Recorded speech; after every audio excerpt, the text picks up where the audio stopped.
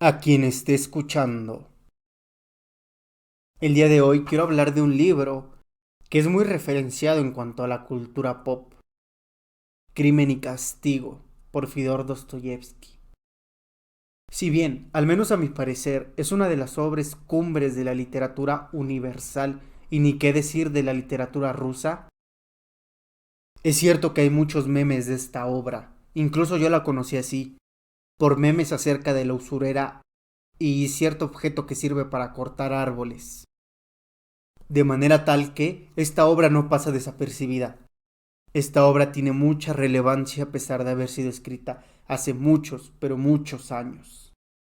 Me parece que para todos aquellos que ya lleven un buen tiempo leyendo y que lleven muchos libros leídos, es un gran paso, porque aquí nos permite voltear a ver un contexto en Rusia, en San Petersburgo, que hasta cierto punto se parece a ciertas realidades que se viven en muchos países.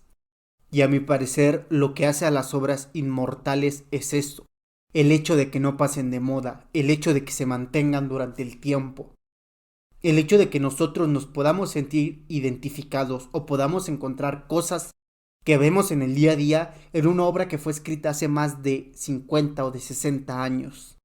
Sobre todo porque nos enseña un contexto urbano y Fyodor Dostoyevsky es sobre todo un escritor del urbano, lo cual nos permite a muchos que hemos vivido toda nuestra vida en grandes ciudades sentirnos identificados con muchas de las cosas que ocurren. Quizá no todo, pero sí con algunas historias alternas. Ahí es donde se une con Ana Karenina, que si bien ocurre en años muy similares y en la misma ciudad, tienen una diferencia brutal. En Ana Karenina los carros son vehículos para que ellos se transporten al ser personas que tienen más dinero.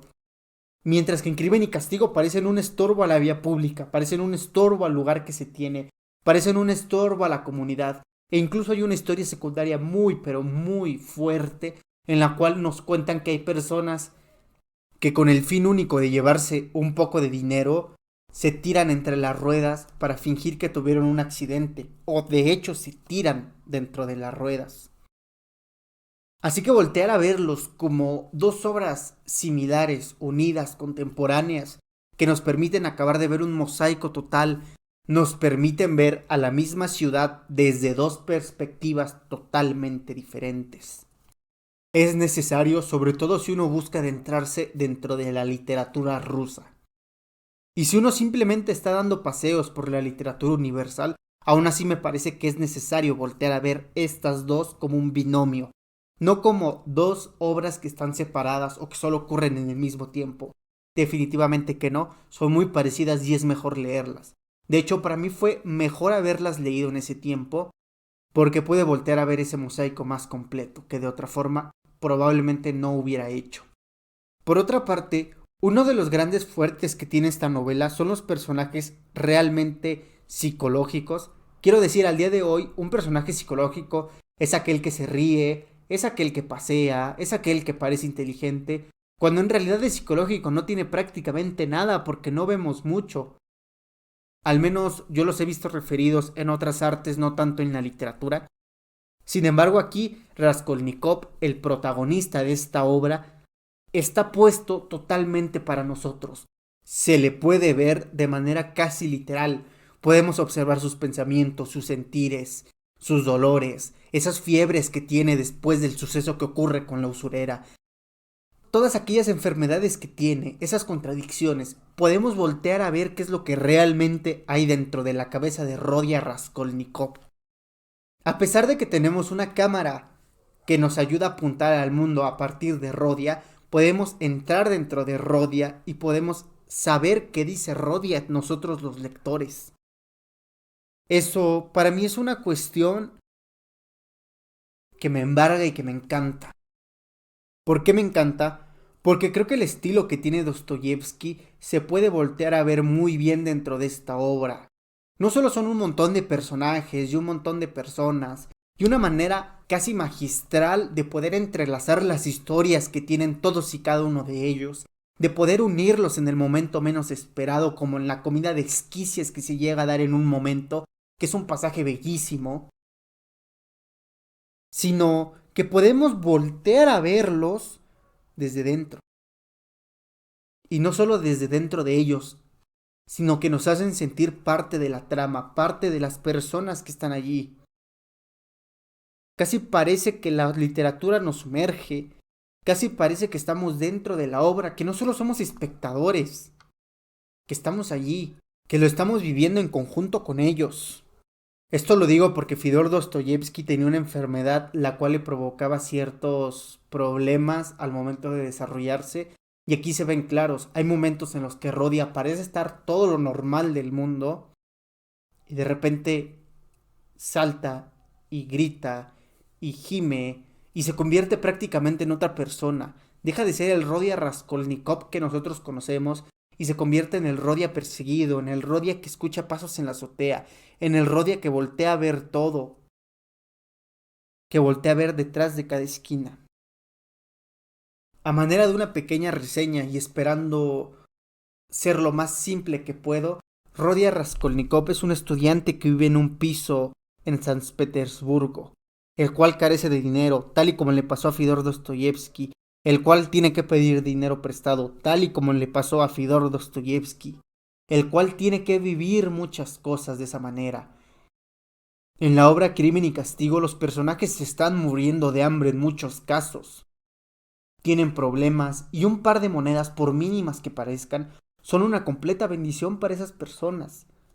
Que, regresando a lo de Ana Karenina, es un choque completo, porque en Ana Karenina sí tienen problemas y pasan vicisitudes que también son bastante poco agradables.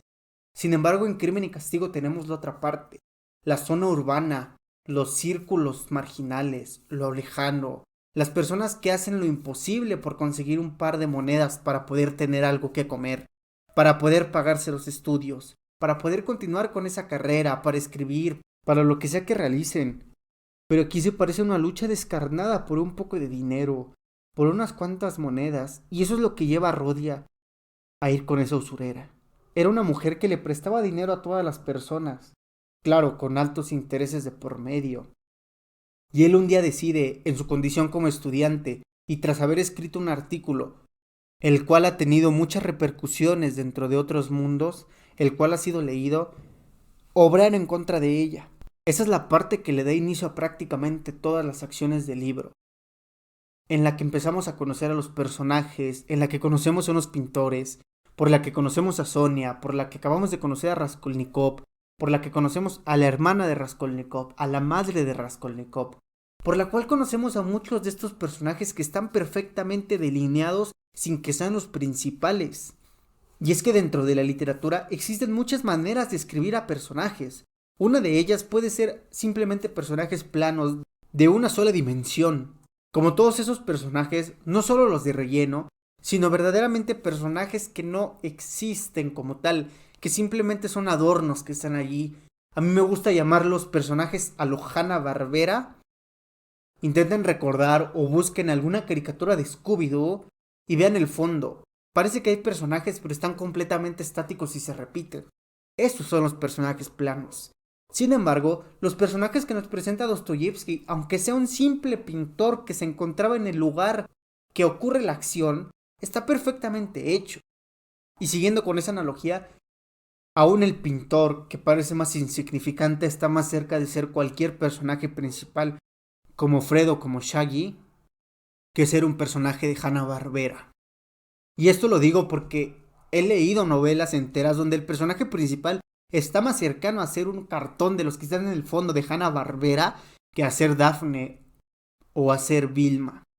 Y ahí es donde se encuentra la maestría de nosotros los escritores, en poder crear personajes, universos, escenarios, en darle una lógica interna y en darle verosimilitud al libro que uno está escribiendo, al mundo que uno está haciendo. Ahí es donde realmente está nuestro trabajo, al menos para mí, porque uno puede tener un universo completamente hermoso, rico, bello, y tener personajes de cartón que no sirven para nada.